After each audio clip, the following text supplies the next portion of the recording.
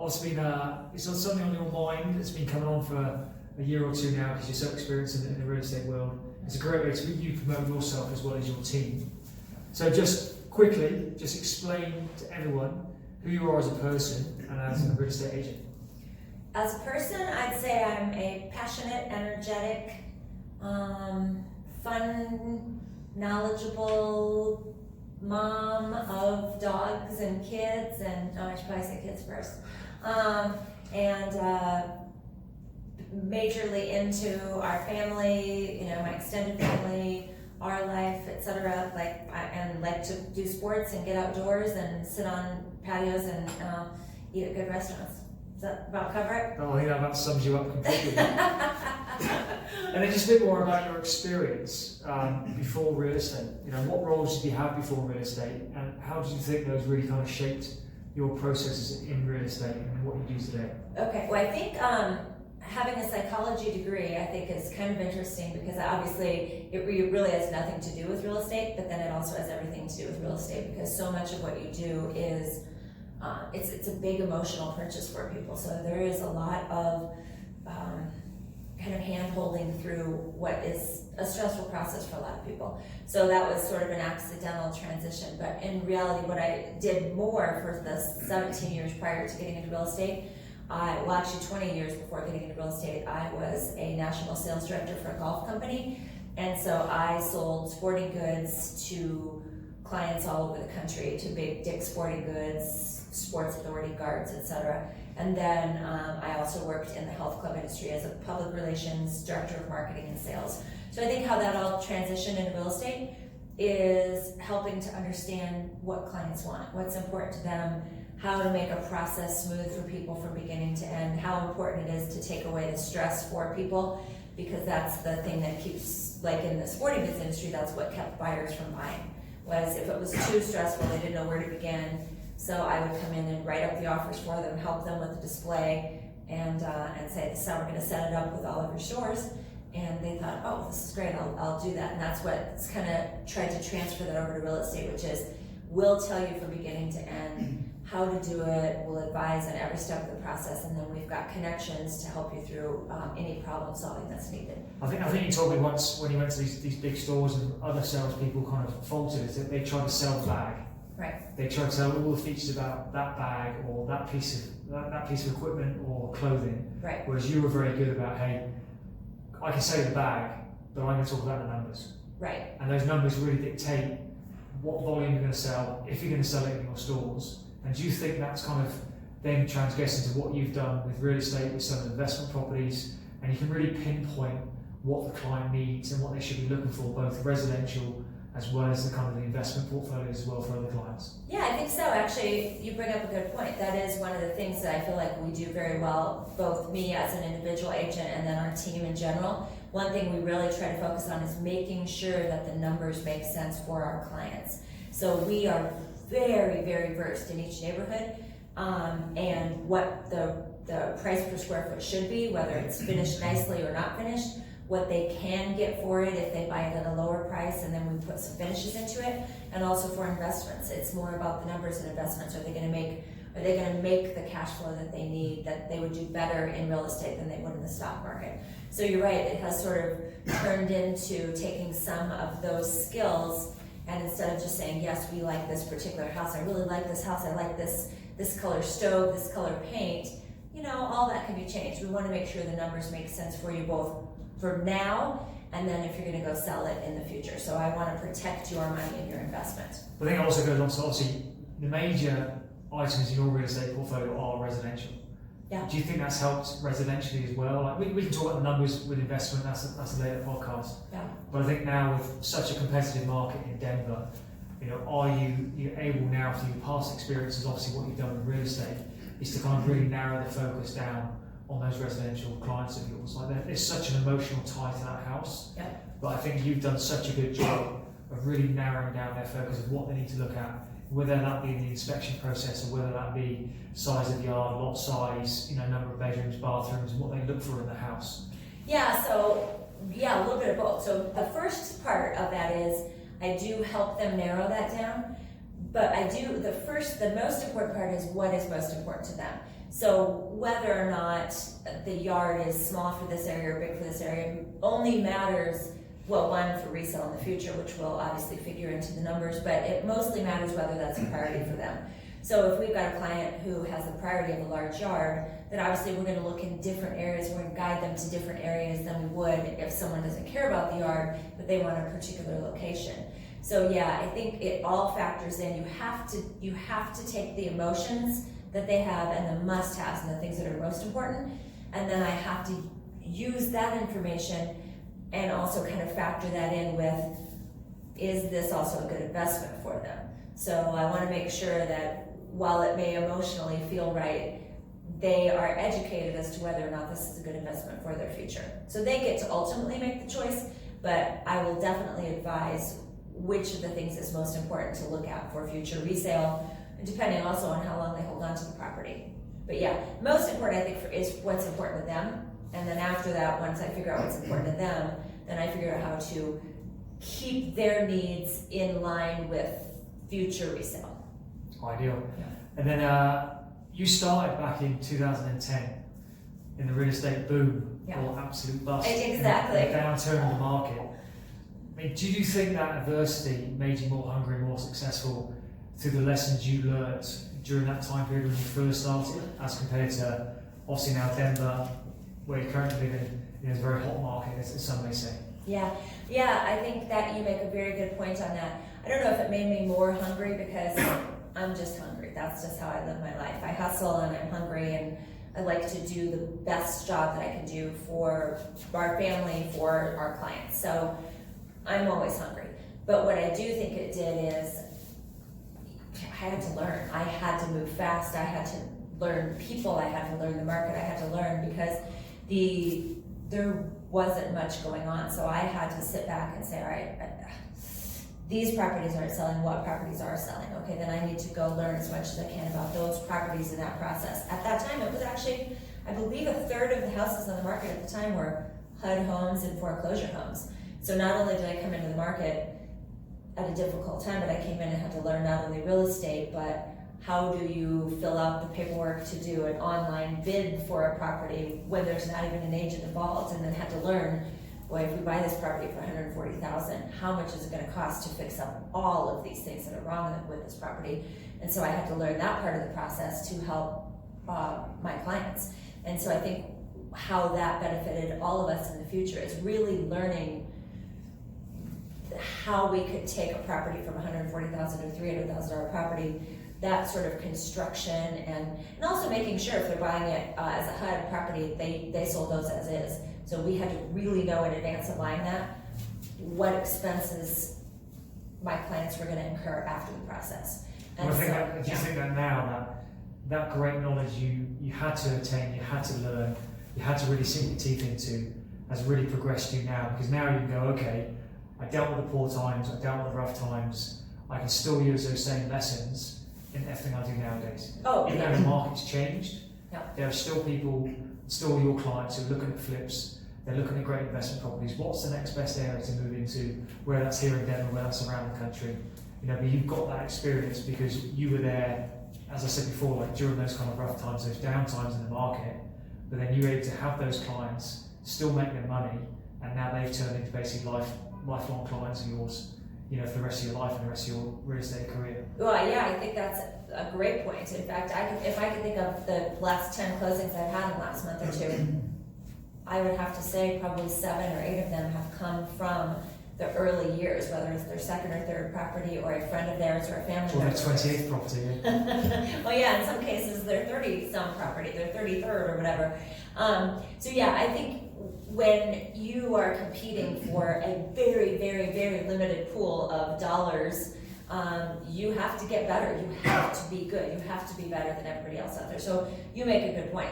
So if there were, 2,000 houses available to sell and buy and not very many clients, but the same amount of real estate agents, we all are competing for that very, very, very limited dollar volume. And so for me to not starve, yeah, I had to become much better than I would have if I had just entered the market a year or two ago when, people, where things are just selling left and right. And I think that's also, it's a great lesson for people trying to get into the market now as a real estate agent.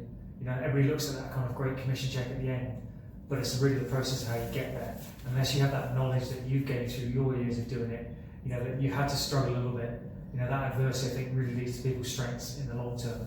You know, if it's just given to people, then they don't really progress. I think you've a perfect example of you've dealt with that adversity, you've dealt with those struggles, you've dealt with different clients, and now you can use all those experiences moving forward.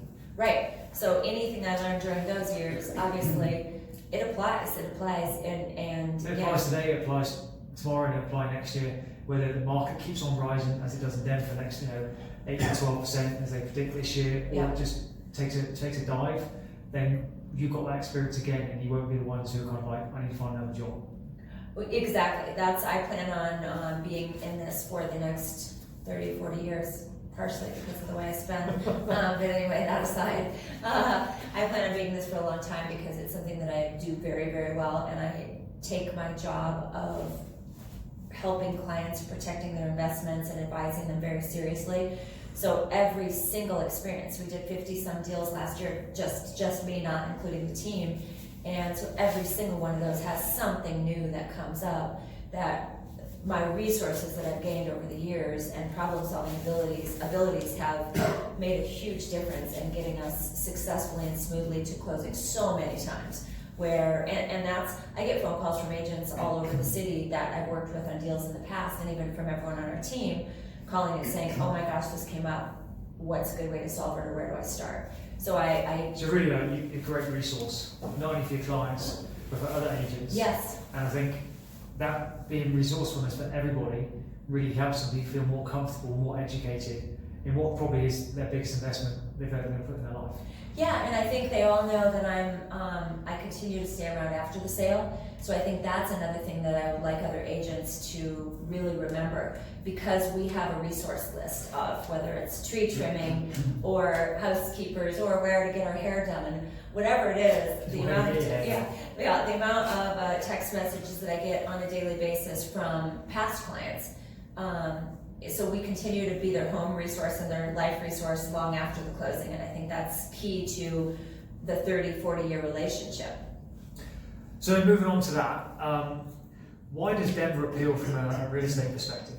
You know, what kind of sets that out from you going, okay, I need to move to Chicago, I need to move to New York or LA, or I need to go to Aspen or Boulder? Like, what really sets Denver apart from the fact you live here, you've moved your whole family here basically? Like, what do you think are the kind of 3 to 5 main areas of why Denver is really the hot real estate market as it is today? I think that the main reason Denver is so hot, and it has been discovered, is because the weather and the economy. So I guess that's 2 reasons, but it's sort of combined, because you can't, if you have good weather but not a good economy, it doesn't really matter. So we've got this incredible weather, although not really so much this year, but short. 97 degrees outside. 97 and sunny and blue skies is my dream weather. So today it looks good, but the last 8 months with all sorts of clouds and rain and snow are not the typical Denver weather. So I think the 300 plus days of sunshine combined with the 2.8% unemployment rate, which is the lowest unemployment rate of any large city in the country. I think that Governor Hickenlooper, or former Governor Hickenlooper, who is now running for president, I just saw him on the debates last night. It was actually pretty good. They didn't give him much time though, but he did a really good job forward thinking, both with the Denver International Airport, with the infrastructure for a city our size to have sort of the light rail system, and the road construction, and a lot of the things that they've been working on are things that you would see in a bigger city. We went from, I think, number 50 to number 22 in city size in about a 2-year time frame. And so I think they did a really good job anticipating that. We still have some traffic issues, but we have all sorts of solutions that are upcoming for those. So with that, the job income, also DIA is I think, is one of the busiest domestic airport in the country. Yep. Which is massive, I think. No. Do you think that brings foreign investment in? Do you think that brings also like domestic income into the city with continued job growth, population growth? You know, that all has to tie in to why Denver is becoming hotter real estate market as compared to Chicago, as compared to other metropolitan cities that are seeing populations leave the cities and get more into the suburbs. Denver's spreading Yeah. because house prices are rising, so people have to find. You tell me about that. You're the expert in this Yeah. market. What attracts more people to live in the neighbourhoods in Denver? Is it the history? Is it the history? Is it the jobs? Is it the income levels? Is it the weather? Is it all that combined that people say, "Oh, I want to move to Denver," as well as the huge infrastructure outside of the mountains where you can go have a great time in the mountains. I think it's all of it combined for certain. I think a lot of big companies have moved their headquarters here because of some tax breaks. We have also a diversified economy. So there was a time when we sort of went bust in the 80s here, and that was because our economy was more gas and oil. Now we've got gas and oil, we've got tech, we've got aerospace, we've got a multitude. North Face is moving here. Big gas and oil companies did come back in. So with all of the diversity that we have, if one industry sort of goes down, it doesn't crash the whole economy. So I think the diversity of economy has helped a lot. And I do think because of the amount of people or quantity of people that are moving here, there still is a scarcity in housing. So the prices are going up, we're spreading out a little bit. So that's sort of a negative, but at the same time it makes for a bustling economy where we're getting these great restaurants. You lived here from having lived in Chicago and Boston and always complained that we didn't have all these cute neighborhoods. Now you're seeing these cute little neighborhoods coming up with little restaurants and little pockets that people in that neighborhood can walk to. So I think we're going from a small city to a big city, but I think we have a lot of Midwestern transplants. And I think that makes it have kind of a small town feel in terms of the people, but with the big city activities and the ability, like you said, to just go right up to the mountains. I mean, we can go on a hike and be in the beautiful foothills in 20-25 minutes from right here in the center of town. That's huge. You wouldn't want to go on a Saturday morning or come back on a Sunday afternoon, but if you can avoid any of those things, it's perfect and easy. And just that's what I think. It's still small enough where you can it's still accessible. You can still get to the foothills in 20 minutes, 30 minutes. You can still get to the mountains. Obviously, traffic dependent and weather dependent.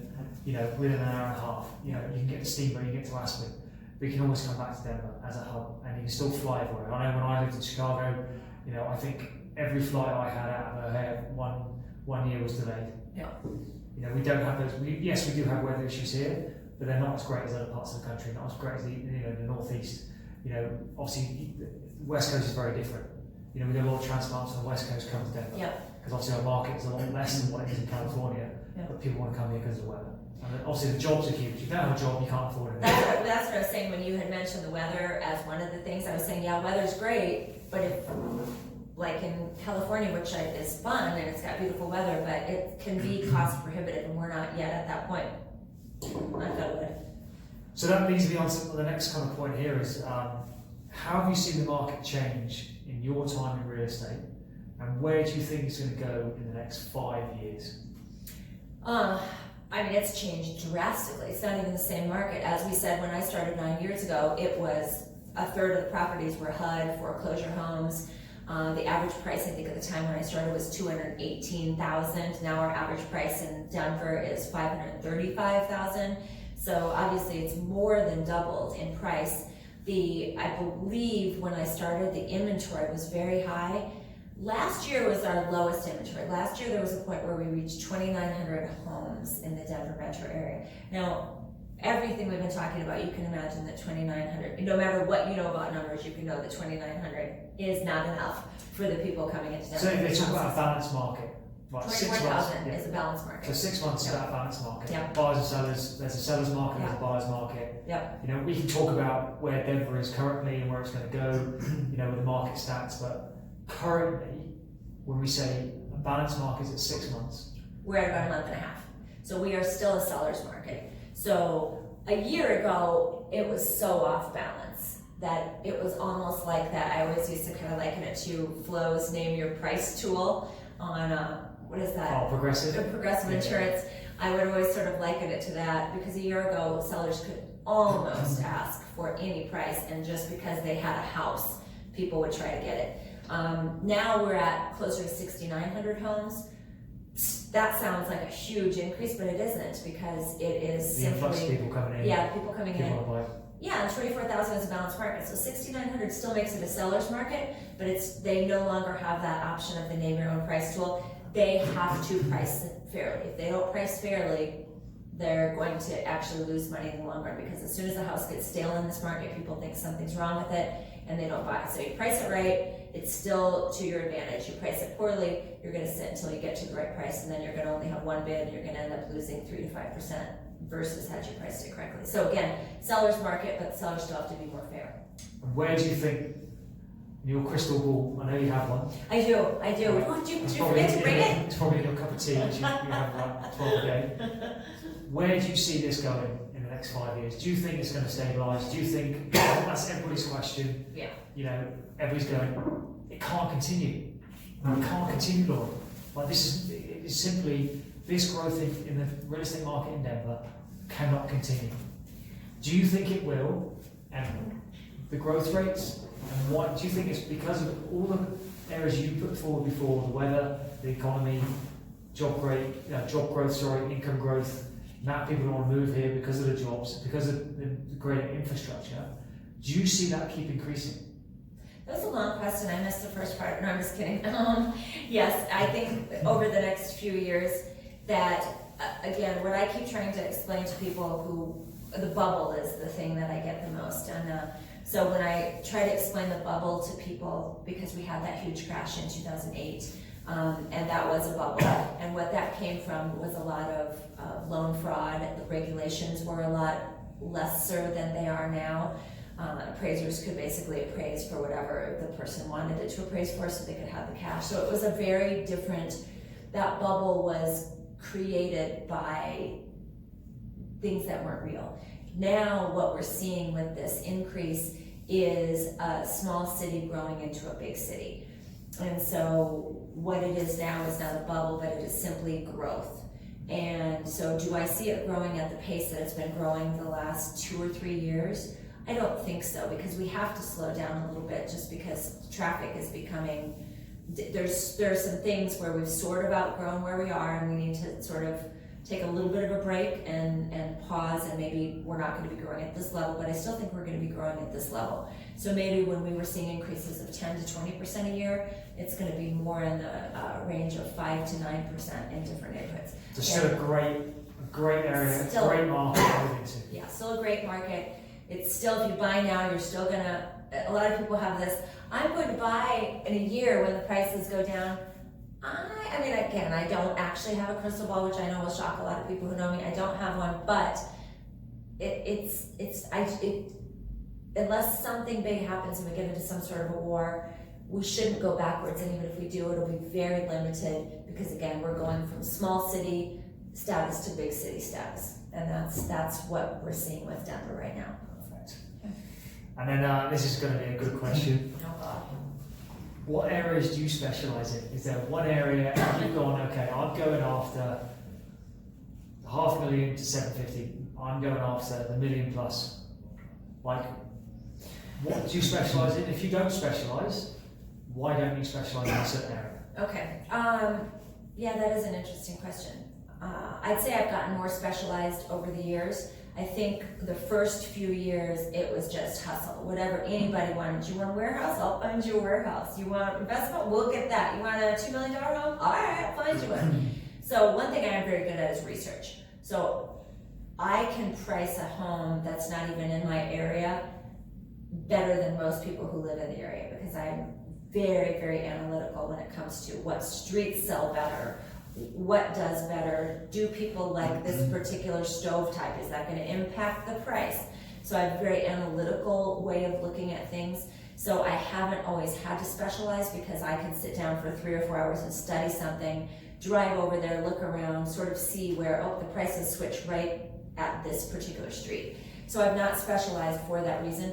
Now that I've gotten to be bigger, now that I have a team, I have specialized kind of almost more accidentally. There are areas where once I got a lot of clients in a particular range, then they referred their friends and they referred their friends. So I'd say a majority of my business, is 500 to $1 million, with a fair amount of that sitting in the 6 to 850 range. I do still a lot of stuff between 200 and 400 though, because I do CrossFit, and a lot of the younger people that do that are first-time home buyers, so we find them a lot of places, kind of in a similar area to get that price point. And then I do a lot of investment properties from my investors that started with me 8-9 years ago when I started. They're kind of moving up in their range. And so I, as you already know, I don't get to sleep a ton. I don't get to go to sleep too early because I'm on the computer learning this stuff and figuring it out. So, but as time has gone on, I think my specialty has really become 500 to $1 million. And I'm probably 60% residential now versus 40% investment, maybe 70-30. And then I'd say this whole area within 3 miles of Cherry Creek, the center of town, is where a majority of my 60% of properties are. But so you've gone as far as Pueblo, which is 2.5 hours away. Yeah, we did a great $2 million deals down there, and actually have another one coming up down in Pueblo that's about $2.2 million, a 30-unit property. And it's great that you're not, like some people just go, okay, I'm just going to focus on this one neighborhood. I'm going to farm this neighborhood and I better make it work. And I think that's where some people, some real estate agents or any business will fall down because you pigeonhole yourself too much, where you don't want to be everything to everybody. Right, and that's what I'm working on over the years, is not being everything to everyone. But again, that's why we have a team now. I think that's where it's really working well. Like, you are specializing in investments. Yessie does a different type of properties. Lace has grown up in Arvada, and she's got a really great feel for Arvada. So everybody's got a different sort of specialty, subspecialty now, where we can rely more on each other. So that is the benefit of the team. And to your other point, if I just focus on Mayfair, where we live and where I know I've been in almost every house and rented around many of them myself as well, if I just focused on that area, that's great if you want to sell your house in Mayfair. Where it's more beneficial if you want to sell your house in Mayfair, if I've got a little more knowledge of the whole entire rest of the city, because you're probably not moving from Mayfair to a house up the street. It could be, but more often than not. You have. I have, but more people than most people are going to say, hey, I'm leaving Mayfair because I'm moving to Lakewood, or I got a job off of Bellevue, so I want to move to DTC, or I want to live in the suburbs, or whatever it is. So me having the diversity and a team, I think, really helps with that. Again, I have an area that I'm really, really good at, and the team and my ability to research sort of makes me really good at more. So you've actually just led me on then to really? the team question, so well done on that. Thanks. You've got a team, who is it, what is it, and how does it function? We've got Charlie, who moved here from Iowa a couple years ago, Lace, Desiree, Yessie. You are doing investments. Mike, who's coughing in the background, is doing a lot of our social media. Cammie, my stepmom, is working on a lot of our marketing pieces. And then Jasmine, my daughter-ish and a sidekick and assistant and twin. Jasmine really does all of it. Jasmine has been by my side since she was 5 years old, so for 17 years, and for the last 2 or 3 years has been working on our team. So Jasmine is sort of, any one of those things I mentioned, Jasmine can do. And that's the Abbey collection, that's the team name? That's, the Abbey collection. I'm going to throw that out there. Yep. But I think it's a credit to yourself, because you want to invite other people onto your team who you think are worthwhile in this market, who are going to go out and actually hustle, be aggressive, be market leaders. Like, you encourage them constantly to go out and learn about neighbourhoods. Yes. Whether they're looking for clients, they're servicing clients at the moment, they want to get referral clients. It's that education point and that being like a real estate resource, for everybody out there. Yeah. Not just going, I'm just going to tell my clients this. You want to expand that view and really I'll be a resource for anybody. I'm not trying to sell your house. Yeah. Like, whether you want to buy a house today, tomorrow, 2 years from now, 6 years, it doesn't matter. Yeah. And that's what's great about you, is like, you're not worried about they're going to go somewhere else. And if they do, good for them. Yeah. But they're not going to get your education. They're not going to get the market knowledge that you have, and that you're trying to put that onto other people who are new into the market, or they've been here for a year or 5 years, but they need that added experience that you bring. And even today, you explained to Yessie and to one of the team members, how to appropriately price a condo. Like, if those experiences you've gained through all your years, you're pushing down to somebody else. Yeah. So they can be more knowledgeable. They can increase their their commissions, and they can increase like their knowledge and experience and expertise to their client base, and that all helps build a better team, a better functioning team, but also a collaboration that I think really aids that you've led, moving forward. Well, and I think it helps our client base as well, because I can't necessarily be everywhere at the exact same time. But if somebody wants to see something at the last second that pops up, and things in this market move quickly, so if something comes up, you gotta move. If I maybe am at a closing or something where I can't be there, somebody on the team can go there, and they may not yet have the full knowledge or experience that I have, but I tell you what, as you know, we come in and we sit down, we have training sessions about something almost every day, whether it's you teaching about investments, or we will go out and preview different neighborhoods and talk about things, or we'll go out and preview houses that maybe need to flip and decide what types of things are going to add value to that house, and then what it can sell for in the future, to really help the team see the entire spectrum. So I think like a perfect example was yesterday. Yeah. Like, absolute example, you're on a TV show, so you have to be there. Yeah. You have to be there for a TV show. I took a couple of agents out to see a couple of flips. One was a high-end flip, one was more of a buy and hold. Yeah. You were having lunch, with a potential investor, a potential client. Then you had to go and preview an off-market investment property, but you also had to be in Boulder, which is 45 minutes away at the same time. Right. So I think, and you sent Noah, which is great. He had to go to Boulder, but he was also there in the morning because you weren't available to go through the pre-closing walkthrough. So that aids to the client's not always going to see you, but you're overseeing every single deal that you have. Yeah, so for sure I'm overseeing everything, and Noah is my personal assistant. So while he's on the team, the team is separate. Noah's really working on my transactions. But he was able to go up and show that. So then he came back, gave me a full report on what he found there, took videos, we went through that and went through the comps together. You were off showing the flips, put together a spreadsheet on that, and then I had 3 of the agents with me when we went in the afternoon. We went and looked at the off-market investment property, and we went through the numbers one by one and how either our clients or future clients could make money off of that, and what still needed to be done and what we needed to worry about with the zoning. So yeah, I'd say yesterday we had all 8, 9 of us working on probably 6 or 7 different deals. And at the end of the day, then I sat there for 2 or 3 hours last night and pulled all the information together that we had gathered from all of them, and we sort of made decisions for our clients on which ones we would pursue and which ones we would let go. And sadly for yesterday, all but one was one we were probably going to let go. Well, that's good though. Yeah. You can't just be throwing out just any property to any client.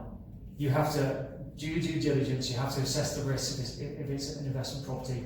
You have to go through the residential processes as well. You have to go through the comps. Is this a good deal? Like, exactly what you said earlier, what's their criteria? What do they want in the house? And if it doesn't match that criteria, don't show the client the house. It's a waste of time for everybody involved. Send someone on the team, they can go see it, then we can come back and say, no, you're absolutely not going to like that. A lot of times they won't listen at first, but after 2 or 3 times where they go, oh, you already told us we're going to like that, then they start to listen, and we're okay with that. We want everybody to feel comfortable wherever they are in the process. And again, with investments, my favorite part is when people get into investments, they get very excited. They're constantly sending me houses. Here's a good one, here's a good one, here's a good one. I think this is a good one. And I say no much more often than I say yes. Because again, if I'm helping you build an investment portfolio, you need to be making money off that, or you're not coming back to me for your next property and your next property, or you're not sending your friends my way. So I'm pretty strict and pretty conservative on what those numbers should look like. So just because you think certain investment property is good doesn't mean, and again, you're the boss as a client, you get to do whatever you want, but this is something we do. Like I said yesterday, we were out at 6 or 8 different houses, so this is what we do all day, every day.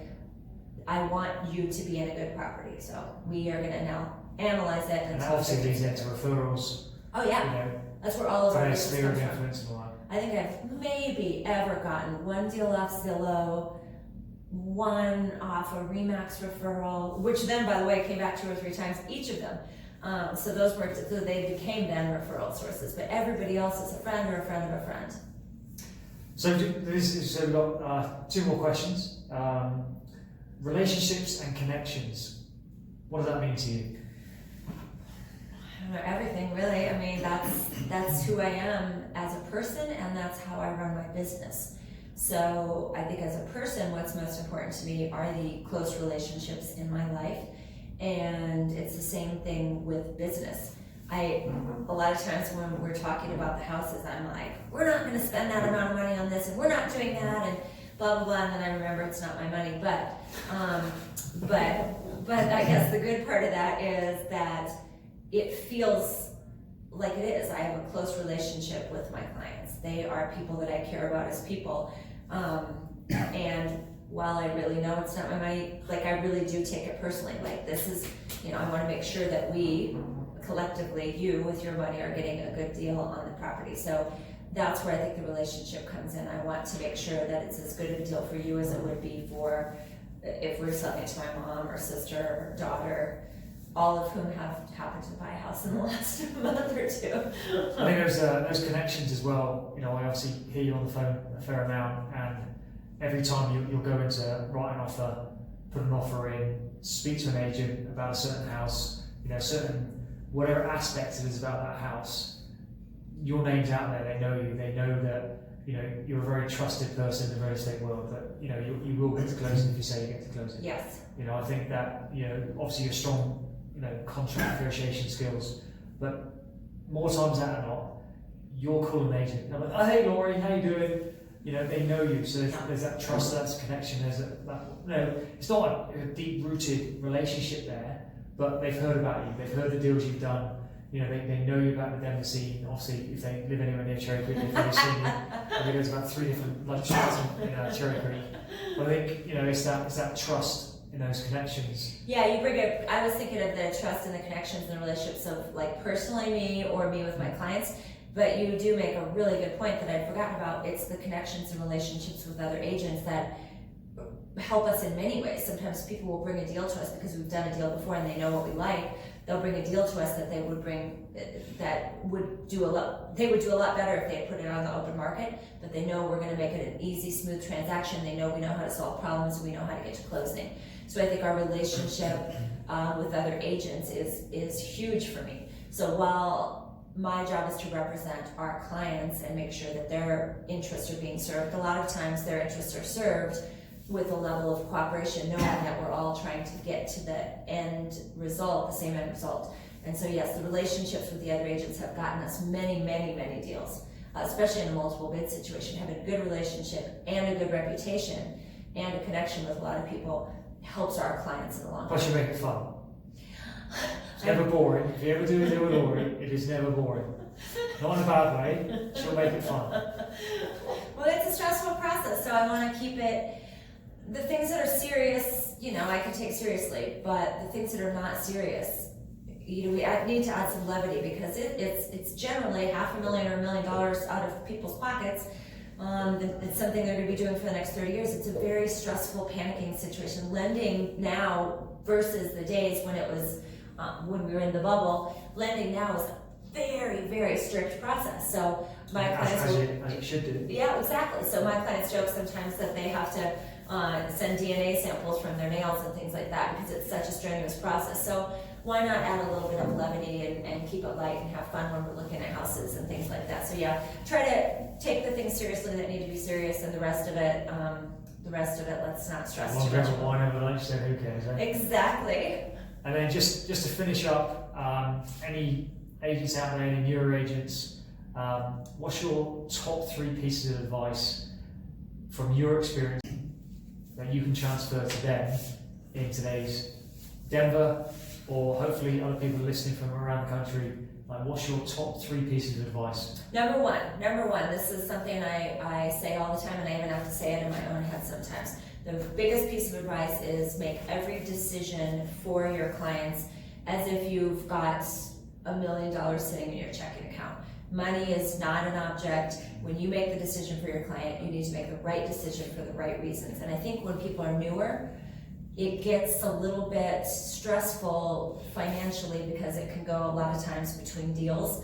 And so I really caution people that if they want to be in this for 30, 40 years, the long haul, they need to make every decision without their own finances involved. And again, of course, that's common sense, it's sometimes harder to do when you do have a bill to pay and you've got a bad inspection that came back and you're tempted to say, oh, that's not a big deal, when it is a big deal. If it is a big deal, act as if you've got $1 million in the bank, money's no object, and we need to say it's a big deal, and either they need to fix it or we need to get out of this deal, period.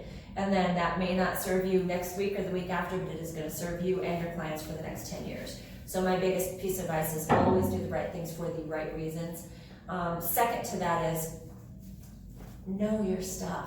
Please know what you're talking about. It is in your clients and your own, but especially your client's best interest for you to have a deep knowledge about the market, the price per square foot, what happens in the inspection process, the process from beginning to end.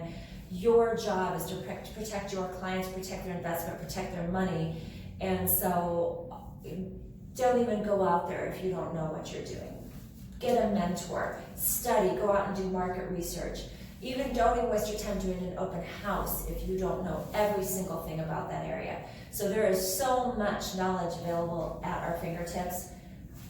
Please take the time to learn it, watch podcasts, watch YouTube, read your books, study the MLS, and know what you're doing. Again, it doesn't hurt you, it only helps you, but mostly it hurts your client. And 3, what is a third piece of advice? I mean, hey, if you know everything and you make every decision for the right reason, what else? Oh, that's just, as I said in my speech I gave at Remax that one time, don't be an asshole, right? That's my biggest piece of advice. Be nice to other agents, be nice to your clients, be a good person. It's really not that hard. So I think, Laurie, I think that's great. I mean, personally, I think that's the great first podcast that you probably envisioned it would be.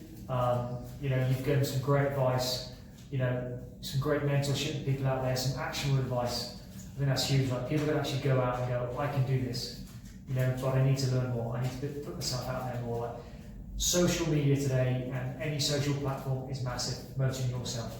But if you don't do it the right way, you're going to be left behind. And I think that shows you up as not the expert. Almost like a little bit fraud-like. You have to be the expert. Yep. And there's so much knowledge that is out there. You just have to go and get it. You have to be willing to do the work. It's same in any life you do, any career you do. If you're willing to do the work will then pay off in the long term. Yep. In this career, as all others, work equals money.